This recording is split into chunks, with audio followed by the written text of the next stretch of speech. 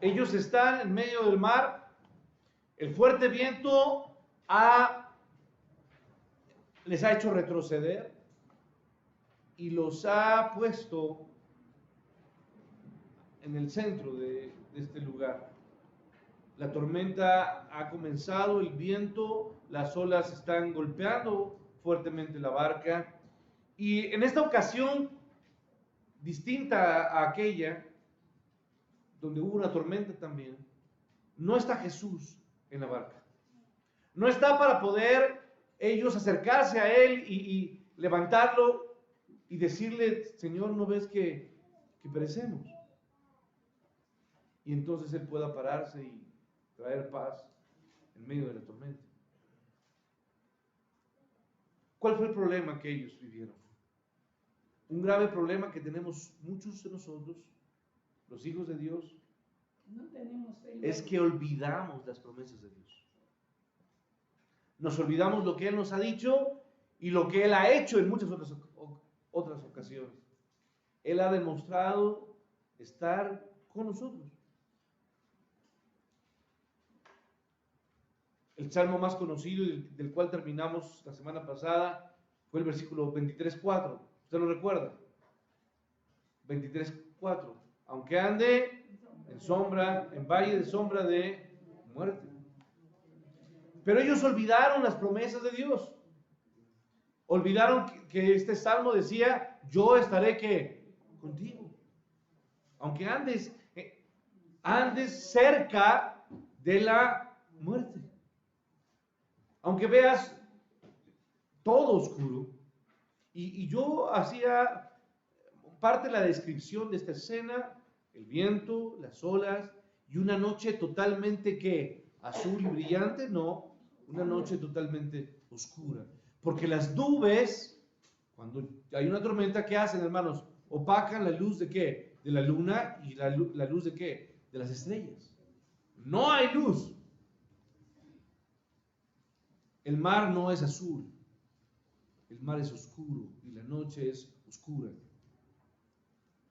Ellos debieron haber recordado el mensaje de Dios a Moisés cuando Moisés estaba en la zarza. ¿Usted lo recuerda?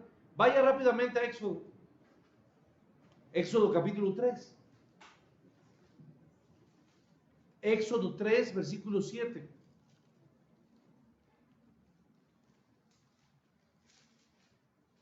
Y las palabras de Dios a Moisés fue, he visto la aflicción de mí, ¿qué?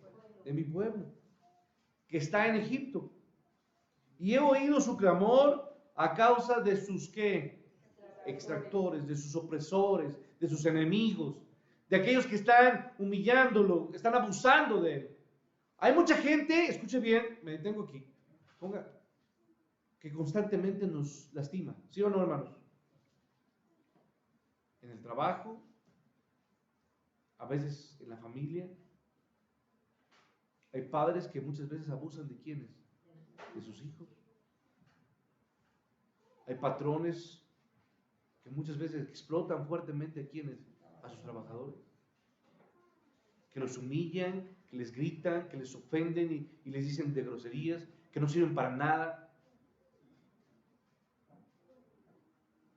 He visto y he oído el clamor de mi pueblo a causa de sus extractores, la gente que lastima, la gente que ofende, la gente que humilla. Y he conocido, ¿qué dice ahí? ¿Sus qué? Sus angustias. Estamos hablando de una segunda prueba que determina o que da razón de que Jesús es ¿quién? Es Dios. Y esto, hermanos, es lo que quiero aquí subrayar de este pasaje. Nuestro Señor, el Señor Jesús, sabe y conoce cómo la gente nos lastima, cuántas veces la gente está ofendiéndonos, humillándonos, y Él conoce nuestras angustias. Ellos deberían haber recordado que Dios, en aquel momento que subieron aquellos dos hombres, su padre y su hijo, ¿usted lo recuerda? Dejaron los animales allí y subieron al monte. Cuando Abraham tenía que ir con su hijo Isaac a entregar un holocausto a Dios, perdón. Y ellos se olvidaron de las palabras que Dios proveería en el momento justo, en el momento exacto, la ofrenda o el cordero, antes de que Abraham levantara su cuchillo para asesinar ¿a quién? A su hijo Isaac. Eso está narrado en Génesis 22. Y Dios permitió y le dio vida ¿a quién, hermanos? A Isaac. Pero esa noche, en medio de esta tormenta, los discípulos se olvidaron de lo que muchas veces usted y yo olvidamos. Nos olvidamos de la palabra de quién, hermanos? De Dios. Nos olvidamos de sus promesas. Nos olvidamos de lo que Él nos ha dicho y ha prometido. La realidad es que ellos tenían poca fe, poca confianza en el Señor. Como usted y yo muchas veces demostramos, hermanos, nos decimos cristianos, venimos a una iglesia, tenemos una Biblia, leemos una Biblia, cantamos himnos y cantos, y muchas veces, tristemente,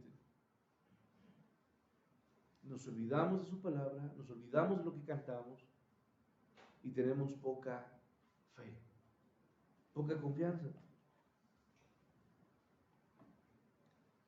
Poca confianza en aquel que conoce, ha conocido, conoce y puede aún saber lo que usted y yo estamos pasando. Nos olvidamos de que Él conoce nuestro dolor, nuestra enfermedad, nuestro sufrimiento, nuestra soledad, nuestras necesidades.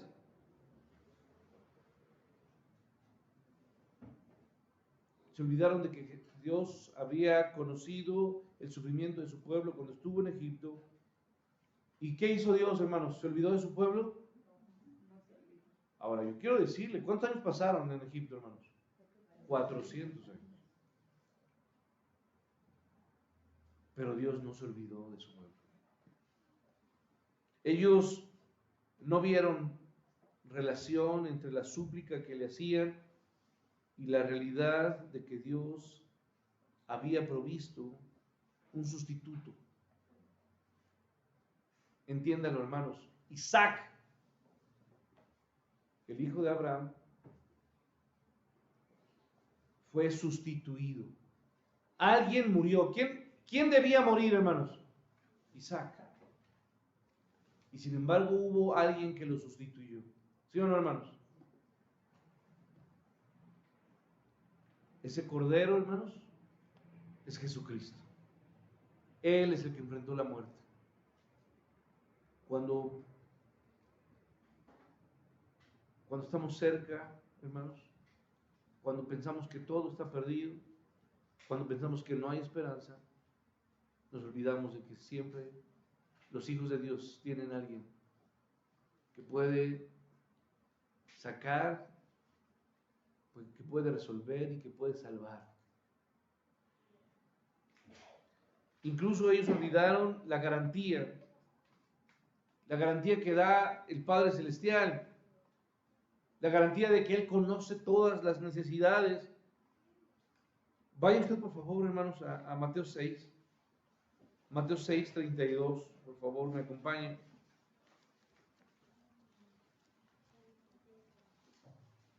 Seis 32 de Mateo. Nos dice la palabra de Dios en el versículo 32, porque los gentiles son los que no, escuchen bien, los que no conocen a Dios, los que no reconocen a Dios, aquellos hombres que no conocen a Dios, buscan todas estas cosas. ¿De qué está hablando, hermanos? Está hablando de las cosas que a veces nos afanan a nosotros. ¿Qué vamos a comer y qué vamos a qué? A vestir. Que muchas veces se nos convierte en un conflicto y en un problema. la gente sin Dios está afanada buscando qué comer y qué vestir. Y aquí dice el pasaje, pero vuestro Padre Celestial sabe todas, ¿qué, hermanos? Estas cosas. Dice, pero vuestro Padre Celestial sabe que tenéis necesidad de todas estas cosas. Hermano, yo sé que muchas veces usted está preocupado,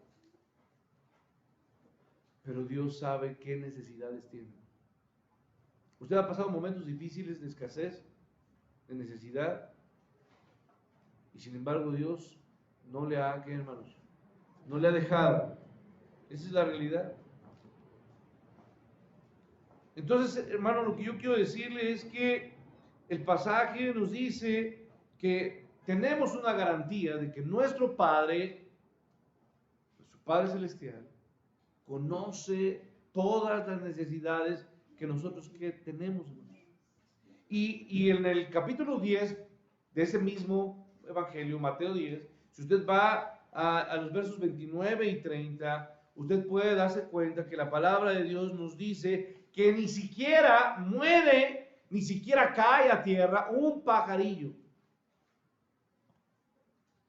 sin vuestro Padre Celestial, sin que lo haya decidido, lo haya permitido Dios. Y no solo eso, sino que aún Él conoce cuántos, ¿qué, hermanos? Cabellos. Y quizá, bueno, puede decir gente, bueno, pero quizás si no tiene cabello, pues es fácil, ¿no? Pero imagínense aquí con mi joven ilustre, pues está complicado, ¿no? ¿Cuántos cabellos? Y Dios sabe qué. ¿Cuántos tiene? Lo que prueba que Dios, que Jesús es Dios, hermanos, es que tiene autoridad y tiene conocimiento. Conoce nuestras necesidades, conoce todo lo que estamos pasando.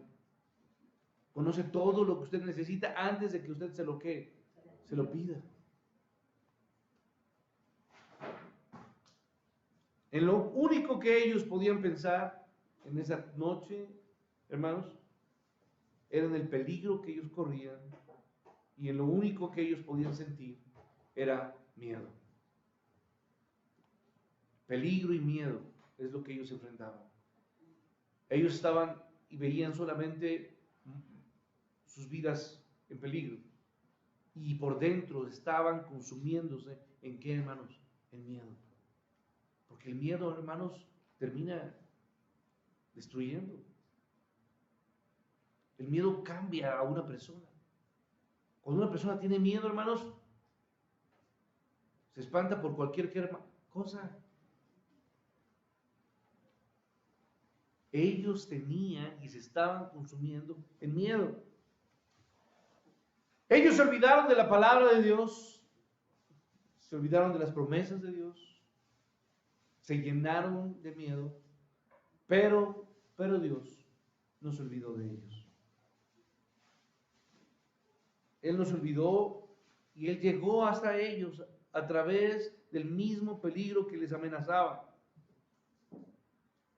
Había una tormenta que les estaba causando ese gran temor. ¿Y cómo fue que Jesús llegó a ellos? ¿En medio de qué, hermanos? De esa tormenta.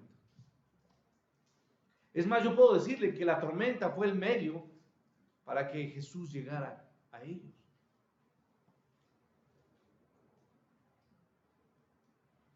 Llegó a ellos a través del mismo peligro que les amenazaba con destruirlos.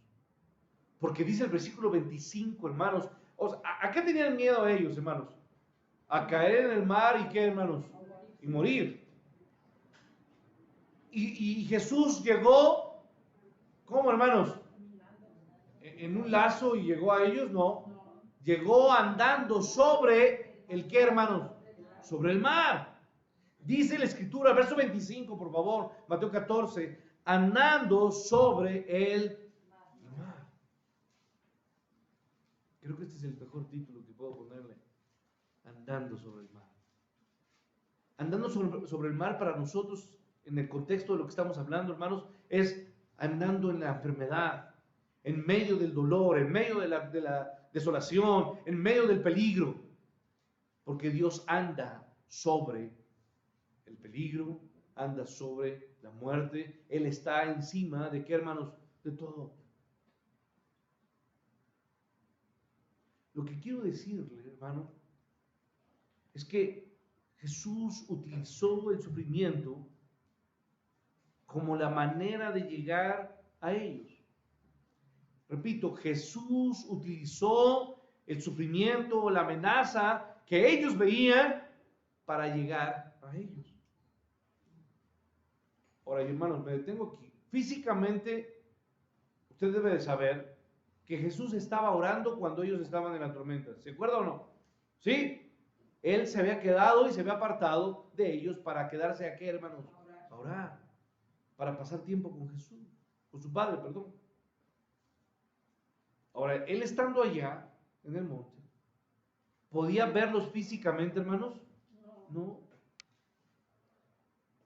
Físicamente la distancia no le permitía. Pero imagine que hubiera estado despejado el cielo y quizá podía ver a lo lejos la barca.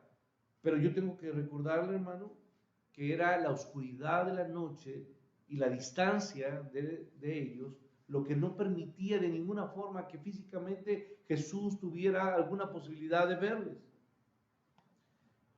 Pero sin poder verles físicamente, él sabía exactamente dónde estaban. Porque la visión de Dios, hermanos, no es la visión como la nuestra. Proverbios 15, por favor, rápidamente, vamos a terminar. Proverbios 15, versículo 3. Sígame, por favor, con su vista. Porque los ojos de Dios, los ojos de Jehová, están en todo lugar. Mirando a quienes, hermanos, a los malos y a los buenos. Y Hebreos 4, si usted puede ir rápidamente, Hebreos 4, versículo 13, dice la Escritura, y no hay cosa creada que no sea manifiesta en su presencia. Antes bien, todas estas cosas están, ¿qué, hermanos? Desnudas y abiertas a los ojos de aquel a quien tenemos que dar, ¿qué, hermanos? Cuenta. No hay nada oculto para Dios, ¿cierto o no, hermanos? No hay nada oculto. Entonces, lo que quiero yo hoy, para terminar, es que Jesús demostró ser Dios porque Él tenía autoridad. Tuvo autoridad para enviar a sus discípulos, a pesar de que ellos no querían irse, ¿se acuerdan? Sí. Ellos no querían. Tenía autoridad sobre todo lo que estaba pasando, sobre una tormenta. Tuvo autoridad sobre toda la multitud que quería seguirlo y sin embargo se despidió de ¿quién? De ellos. Y tiene una demostración más de que Él es el Hijo de Dios porque Él, escuche bien, conocía perfectamente la necesidad, la amenaza, el dolor, el miedo, el peligro que sus hijos enfrentan. Y tan lo conocía que fue en medio de esa tormenta, Él fue a quién, hermanos, a ellos. Tercera demostración para terminar, hermanos. Solamente voy a enunciar versículo 26, si usted me acompaña, por favor. Del mismo capítulo 14, verso 26, lo lee conmigo, por favor, verso 26 y 27. Y los discípulos, viéndole andar sobre el mar, se turbaron, diciendo, un fantasma, y dieron voces de miedo, pero enseguida Jesús les habló diciendo, tened ánimo, yo soy, no temáis. La tercera muestra o demostración o lo que prueba que Jesús es Dios es que Jesús demostró protección divina para sus hijos.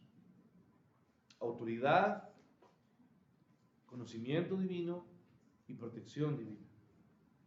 Cuando el Señor Jesús fue a ellos, escuche bien, ellos nunca pensaron que estaban recibiendo ayuda. Y qué lástima, hermanos, que haya pasado esto, pero así le pasa a usted y a mí. A veces pensamos que las cosas que estamos viviendo, lejos de traernos alguna bendición, son para nuestro mal. Y vuelvo a insistir, nos olvidamos de que para los que aman a Dios, todas las cosas les son para qué, hermanos? Para bien.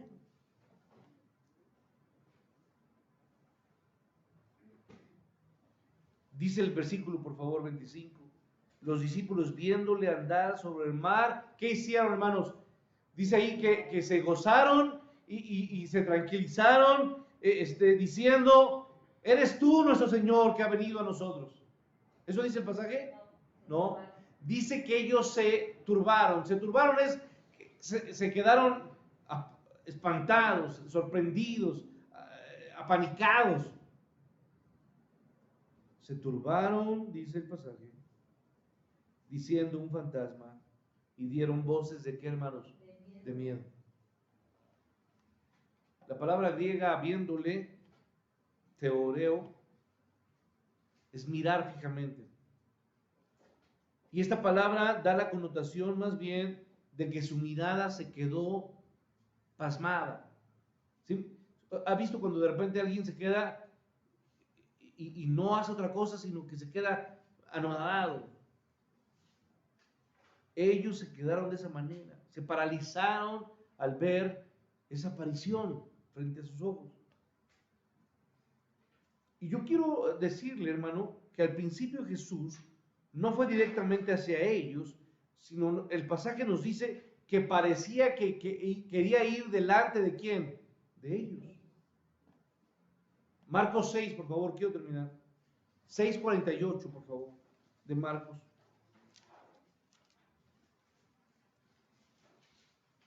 Marcos 6:48. Dice el pasaje, y viéndoles remar con gran fatiga, porque es lo que estaban haciendo ellos. Ellos estaban intentando salir de la tormenta. Habían pasado 9 horas que habían enfrentado este fuerte viento y esa tormenta. Y dice el pasaje que ellos, viéndoles Jesús remar con gran fatiga, porque el viento les era contrario, cerca de la cuarta vigilia, estamos hablando cerca de las 6 de la mañana, vino a ellos andando sobre el mar y quería que, hermanos, adelantárseles. Entonces, hermanos, por favor, él parecía que Jesús no quería ir hacia ellos, sino adelantarse. Sin embargo, eso no importó a sus discípulos. El hecho de que como le llaman aquí, fantasma, estuviera cerca de ellos, era lo suficiente o lo necesario para asustarlos hasta el punto de enloquecerlos. Cuando alguien, hermanos, llega a una situación como esta, de espanto, de shock, porque es un shock, ¿qué hace la gente, hermanos, cuando de repente ve algo frente a sus ojos que impacta? Y quiero poner ejemplos quizá sencillos. Usted está parado y frente a usted acaba de estrellarse un carro y ha golpeado a una persona y lo ha aventado. ¿Qué hace, hermano? Usted grita, ¿me explico? Se espanta, no sabe qué hacer, no sabe si ir, si correr. Simplemente está viendo algo y está sorprendido y espantado. Ellos están en shock. Ellos están viendo algo frente a sus ojos que no pueden entenderlo y simplemente gritan espantados. La palabra fantasma aquí en griego se refiere a una aparición, a una criatura imaginaria, a un espectro o algo que ellos no pueden entender. Hermano, yo me detengo aquí y quiero decirle que en nuestra vida muchas veces habrá momentos donde las cosas puedan golpearnos de tal forma que puedan espantarnos y no sepamos qué hacer. Pero es el momento entonces donde tenemos que recordar que Jesús es Dios porque Él tiene autoridad, porque Él tiene conocimiento y porque Él tiene cuidado de quién, hermanos, de sus hijos. nuestro Dios, nuestro Señor Jesús, al igual, hermanos, que es un Dios salvador, es un Dios protector. Él protege en todo momento. Él es el buen pastor. Él es el escudo, Él es la roca, Él es el refugio. Y Él se ha destacado en tantas ocasiones en mostrar protección a sus hijos. No olviden que Dios protege. En medio del accidente, en medio de la catástrofe, en medio de lo que esté pasando usted, Jesús es un Dios que protege. Él es nuestro protector. Y lo que usted tiene que hacer simplemente es correr al abrigo de ¿qué, hermanos? De sus alas, al abrigo de Dios. Tiene que correr porque usted sabe que es un ser débil. ¿No somos débiles, hermanos? ¿Somos vulnerables, hermanos? Lo somos. Estamos ciegos, estamos cojos, estamos dolidos, somos prontos, hermanos, para tropezar. ¿Lo somos o no? Somos torpes. Y tenemos que reconocer que necesitamos su ayuda. Y no hay mejor protección que sus brazos, sus alas. Aprenda a vivir seguro y protegido por Jesús. Señor, gracias te doy. Porque tú, en medio de la tormenta y en medio de la catástrofe y en medio de nuestro miedo, que muchas veces nos consume, tú has prometido estar cerca y protegernos. Tú eres nuestro protector en todo momento, Padre, y a ti te doy la gloria. Enséñanos a reconocer, Padre, y acordarnos de que tú tienes autoridad sobre todo lo que sucede. Todo lo que está alrededor de nosotros tienes autoridad. De que tú tienes conocimiento de todo lo que estamos enfrentando, de lo que siente en nuestro corazón, de lo que estamos pasando, Padre.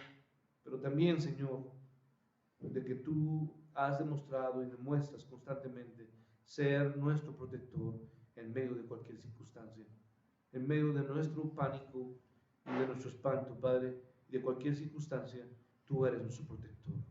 Te alabamos, Padre. Amén.